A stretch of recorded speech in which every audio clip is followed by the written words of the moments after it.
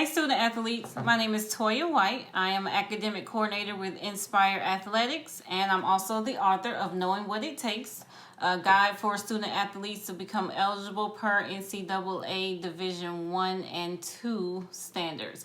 I've teamed up with Mr. Allen from We Are G.A.M.E organization, and I'm here to present this video to you to make sure you understand what it takes to become eligible for athletic scholarships, to make sure your GPA is correct, make sure you know the core classes that you need to take and the steps that you need to take per NCAA Division 1 to enroll full-time at an NCAA Division 1 college or university. All right, looking at slide 1, you see for Division 1 there are 3 possible outcomes.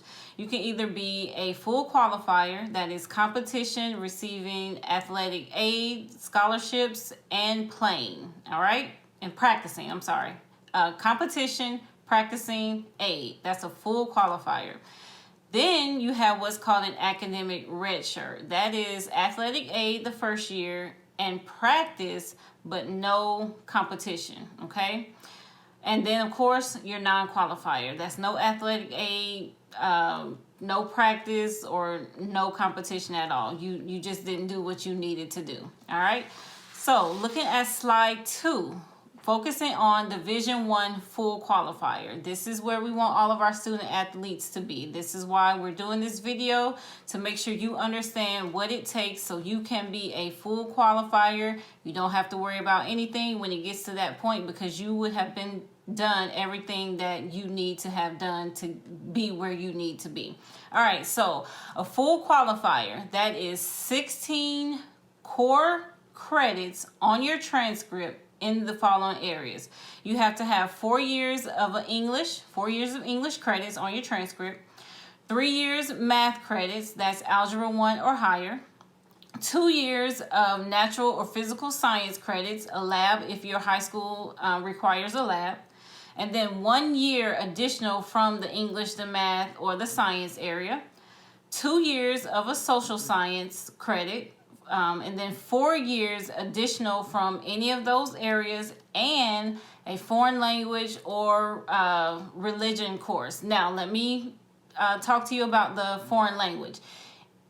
Athlete or not, if you plan on going to a 4-year college or university, you have to have 2 years of a foreign language.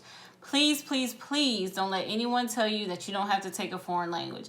You have to take a foreign language if you plan on going to a 4-year college or university, okay? So, and those courses can be used towards your NCAA Division 1 core GPA. Now, speaking of GPA for Division 1 full qualifier has to be a minimum of 2.3. Of course, we know you all are going to be on top of it, doing what you have to do, making the grades, but 2.3 is the minimum.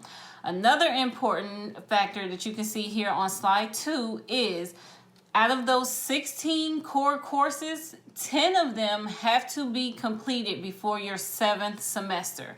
Your 7th semester is your start of your senior year. So 10 of them have to be completed by the start of your senior year. Now it goes deeper. 7 of those 10 have to come from your English, your math, and your science, okay? So you have 16, 10, 7. 16 core courses, 10 before the start of your senior year, 7 of which must be in English, math, or science, okay? All right, moving on. Slide 3, this shows you your academic redshirt requirements or qualifications per Division 1. This is still the 16 core courses, 4 in your English, 3 in your math, algebra 1 or higher, 2 in your science, 1 year additional in those areas, 2 years of social science, and then 4 years additional in those areas, and your foreign language. This time, the minimum GPA is 2.0. Your academic redshirt will get you athletic aid and practice, but no competition, because you didn't do what it took to get that GPA where it needs to be, okay? So that's your academic redshirt requirement for Division 1. All right, slide 4. Slide 4 shows us the Division 2 outcomes, okay? So Division II, your possible outcomes, of course, full qualifier, that's your competition, that's your aid, that's your practice. Partial qualifier, that is your aid and that is your practice, but there is no competition, okay? And then, of course, you have your non-qualifier, all right? So looking here on slide 5, slide 5 shows us the Division II requirements. You still have your 16 core courses, but your 16 core courses are a little different in the way that they add up. This time, it's only 3 from your English, 2 from your math, Algebra 1 or higher, 2 from your natural or physical science, 3 years additional of math, English, or science, 2 years of social science, and then 4 years of any of those additional courses. And your GPA is a 2.2, all right? So that is for your Division II full qualifier requirements, all right? Now, slide 6. Slide 6 shows you the Division II partial, all right? It's still the same. It's the same exact 16 courses, 3 years in your English, 2 years of your math, Algebra 1 or higher, 2 years of your science, 3 years of your additional English, math, or science, 2 years social science, and then 4 credits additionally in any of those areas, and the GPA of 2.0. But remember, with a partial, there is no athletic play. And I know that if you go through high school or you've been in whatever sport you have chosen since you were a child, you don't want to get to college on the collegiate level and not be able to play. All right? So moving on to slide 7. Slide 7 is also a huge requirement for both Division I and Division II.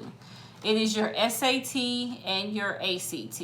Depending on the area, the region of the world that you live in, some people like the SAT, some like the ACT. Totally up to you, your parents, your counselors.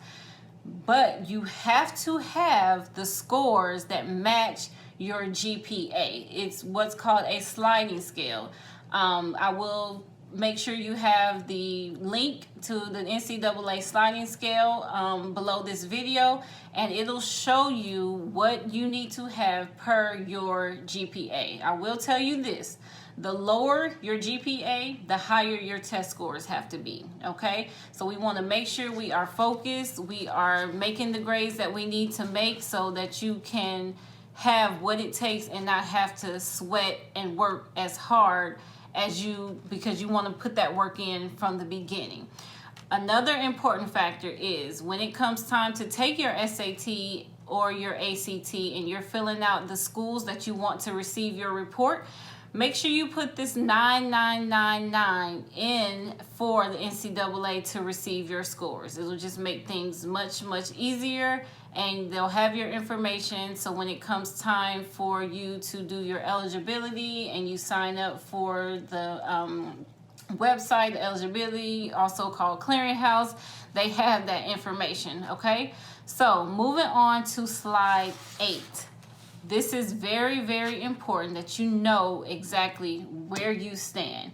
Ask questions, review your transcript, speak to your counselor, take it up on yourself, be proactive, meet with your counselor to review your transcript, review the courses that you need to take, make sure you're on track according to your grade level. Make sure you're making the grades. If you are having trouble in class, go to tutoring, make sure you ask questions. Please, please, please do your due diligence. Fight for yourself. Make the grade. Ask questions. Take the time to go to tutoring. Get extra help. Do what you need to do so that you are eligible for collegiate play. All right? Study for the SAT. Study for the ACT. There's numerous resources, online resources that you can study. There's books that you can order to help you study for these tests. Remember, take a foreign language. You have to have 2 years of a foreign language to attend any 4-year university or college, okay? And then also stay informed of any changes that may come about with NCAA. The major changes don't happen that often with the GPA, it's been 2.3. There was some changes that occurred in 2016, and those changes have stood. So make sure you know your core courses, make sure you know your GPA, make sure you look at the sliding scale, and you know exactly what you need to become a full qualifier. Yes, I've given you the different outcomes with the full qualifier, the partial, the red shirt, but we want you all to be a full qualifier. We know you can do it. You have to show the same work ethic on the field as in the classroom, because remember, you are a student athlete, so the word student comes first. The academics are very, very, very important. Cannot stress that enough. All right, so hopefully you've enjoyed this information. This video will be here for you. You can rewind it, look at it, write things down, come back to it how many ever times you need to. I appreciate you. Thank Mr. Allen with We Are G.A.M.E for allowing me to bring this information to you. I wish you much success in your high school career as well as your collegiate career. All right, I look forward to seeing some of you on TV. All right, thank you.